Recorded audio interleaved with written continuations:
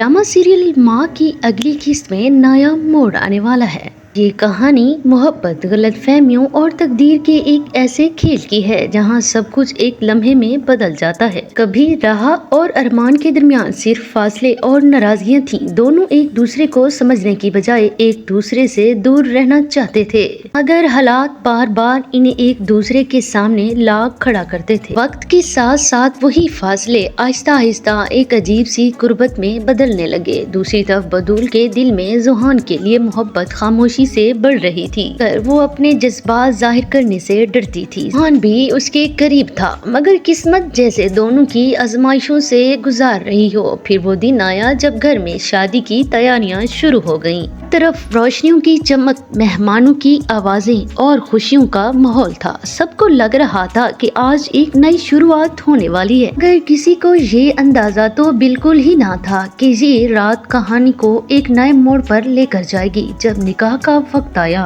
महफिल में खामोशी छा गई। मौलवी साहिब ने अरमान से पूछा कि क्या इसे ये निकाह कबूल है। अरमान ने एक लम्हे के लिए राह की तरफ देखा और फिर आहिस्ता से कहा, कबूल है। ये सुनते ही हर तरफ खुशियों की आवाजें गूंज उठी और राह की आंखों में आंसू आ गए, मगर ये आंसू गम के नहीं बल्कि खुशी और उम्मीद के थे। उसी दौरान जोहान ने भी एक बड़ा फैसला किया। बतूल के पास गया और उससे कहा, कभी कभी इंसान को अपनी खुशी के लिए हिम्मत करनी पड़ती है और उसकी खुशी बतूल है। ये सुनकर बतूल हैरान भी हुई और खुश भी। यूं एक ही रात में दो दिलों की कहानियां मुकम्मल हो गईं, मगर सवाल अभी भी बाकी है कि क्या ये खुशियां हमेशा कायम रहेंगी या माजी के साए दोबारा इनकी जिंदगियों में तूफान ले आएंगे। क्योंकि बाज़ औक़ात असल कहानी खुशी के बाद ही शुरू होती है। कहानी के बारे में सुनकर कैसा लगा कमेंट करना मत भूलिएगा।